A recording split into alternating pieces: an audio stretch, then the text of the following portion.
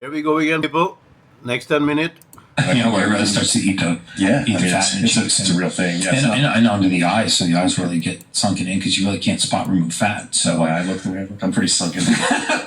You don't look sunken to me, man. No, you look pretty healthy to me. That's what happens when your face is lean. I don't pick you as somebody that's on semaglutide or tirzepatide for sure. That would probably be problematic. But yeah, it's I've noticed I've done a little bit of a pivot with my take on EAAs over the last year or so too. Like I used to be pretty concerned with the insulin spike that would come along with leucine, right? Mm-hmm. But then the more that I kind of read and realized, first of all, I mean, you're talking it's a significant insulin spike for what it is, but it's also an insulin spike that is countered by glucagon. So you're not really having this huge, it's not like you're having a rise in blood sugar that's coming from amino acids, right? You're getting We should have a rise and shuttling that into the muscle. That's the point of the insulin spike that goes along with leucine. Right. So I used to think it was kind of problematic for people that were, say, fasting, being like, well, this would effectively break a fast.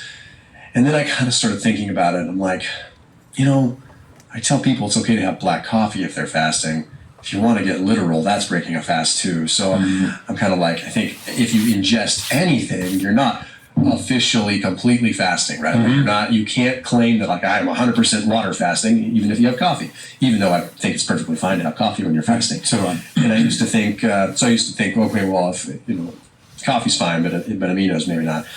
Then I started realizing, actually, there's probably a benefit here. And so I have no vested interest with any amino company whatsoever, but I've noticed that I do get a little bit of an energy from it too. Mm-hmm. Like I feel like maybe there's something as far as a feedback system is concerned where your body's sensing leucine availability, so it's maybe a little bit more of a time of abundance, so you can push it a little bit harder.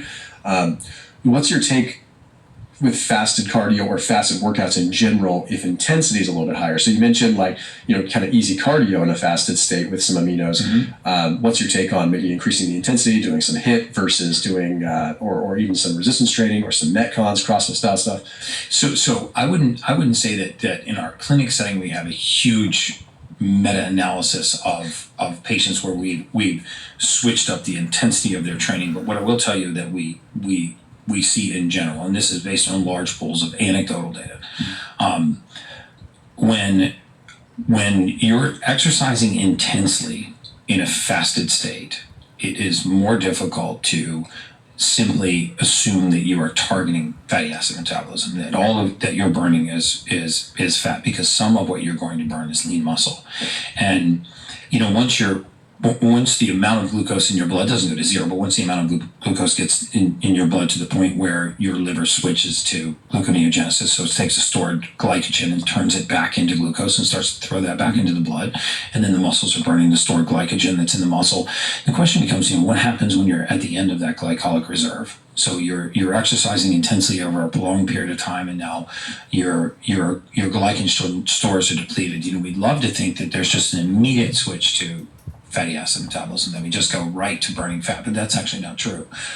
We do burn some of our own lean muscle, and we are adapted to burning lean muscle as a source of energy. It's a perfectly normal thing. It's not like the body doesn't actually prefer to burn fat. I mean, if you look at what the brain and most of our regulatory organs like the pituitary are concerned with, they're concerned with survival. They're not concerned with how fat or how skinny you are or how pretty your skin is or whether your hair texture is good. It's concerned with survival. And this is why when we try to outsmart some of these systems, one of the reasons why you never see a follow-up episode on The Biggest Loser is because almost without a single exception, those people not only gained all the weight that they lost back, but they ballooned to catastrophic new weights.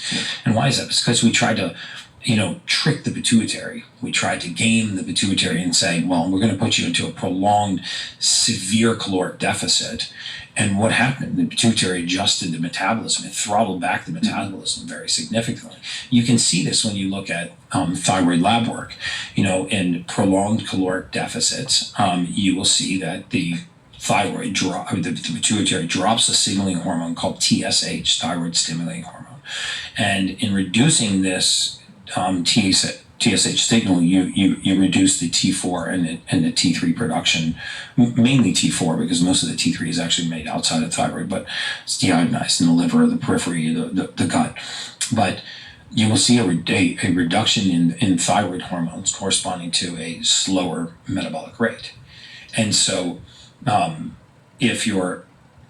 think it's fine to exercise in a fasted state, but from what we have seen in large pools of patients coming through our clinic setting, exercising for a prolonged period of time at a high intensity in a fasted state does not improve fat loss. Yeah, it does not. I think I would tend to agree. I don't think it is equating to more fat loss, right? Right. I think at that rate, it just comes down to, okay, and people forget that, I mean, working out at a moderate intensity compared to an intense intensity, it's not, and for 30 minutes, it's not a huge difference in calories. I mean, there's a big difference in calories, let's put it that way, but it's not a giant dent in total calories for the day, right? So it's like, if you train at a moderate intensity for 30 minutes and you burn 200 calories, and you train at a higher intensity, maybe you'll burn 270, but that's not giving you a license to, go eat more later, right? Mm-hmm. Because you're going to quickly eclipse that 70 calories with even though you feel like you earned that extra, and you might even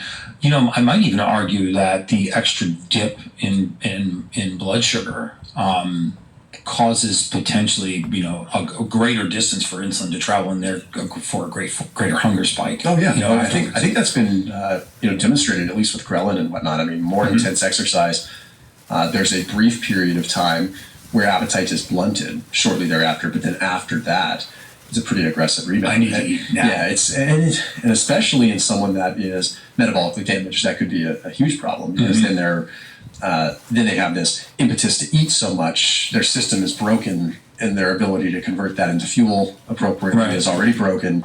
So thus begins the cycle of storing and lethargy. And we know that when our blood sugars fall in, we get very hungry. Once our blood sugars fall in, we usually are no longer hungry. I mean, that's the whole phenomenon about I arrived to the restaurant and I was so hungry I ordered everything on the menu, and by the time the food came out, I was no longer hungry. Yeah. I mean, that's the difference between blood sugar falling as you arrive to the restaurant and blood sugar had fallen by the time the food came out. Yeah. And so I think you're right. You look at the distance that insulin is traveling and that your blood sugar is traveling, making your blood sugar, your insulin look like a heart monitor rather than looking like rolling hills. Yeah. I think this has a tendency to have you overeat or at least battle those cravings later in the day, whereas using a full spectrum amino acid supplement, I mean all 8 amino acids in the right ratio, because remember, if the 8 essential amino acids, as you start to deplete,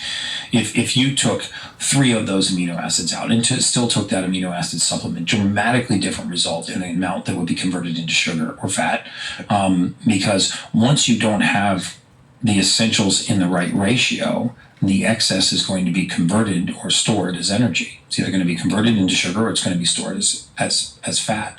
That's I think why the old BCAA theory went out the window, years ago, because there was the big push to just take branched chain amino acids, leucine, isoleucine, valine, in that 2-to-1 famous ratio, and we realized that even though those are being used at the muscle level, that just taking the branched chain amino acids had, dramatically reduced impact versus taking the full spectrum of essential aminos. There's some pretty interesting evidence with taking essential amino acids alongside a protein meal as well, and how it increases the rate of protein availability, essentially. So I can't remember. I would believe in that. Yeah, and you're essentially. But you're not a BCAA guy, right? Definitely not BCAA. Yeah, okay. Yeah, no, I've made that pretty clear. Yeah. So it's, and I think most of the literature has made that pretty clear too. Right. But I mean, there's a lot of. It's almost like you're fly off the shelves BCAAs. Oh yeah, I used to pound them like crazy when I was trying to put on mass, and long time ago, long before any of this stuff, right? So it's but I think it was just a rope. I don't think it was really you might have placeboed yourself into something. Yeah, placeboed yourself. For sure. But no, I think there's definitely, and I think there's merit to sipping on EAAs a little bit throughout the day here and there. I mean, I don't know if it's something you want to have a continuous stream of, constantly signaling. Leucine being like a pro-growth thing, you're constantly quote unquote signaling I think this is enough, but you understand the most important people, that this is very knowledge people, and they always base everything in the scientific results, and that is what I listen to, so I can get the best results I need to do and live long. That is my number one goal. So I wish you the best, people, and I will try to find 2, 3 another video and share with you today, if possible.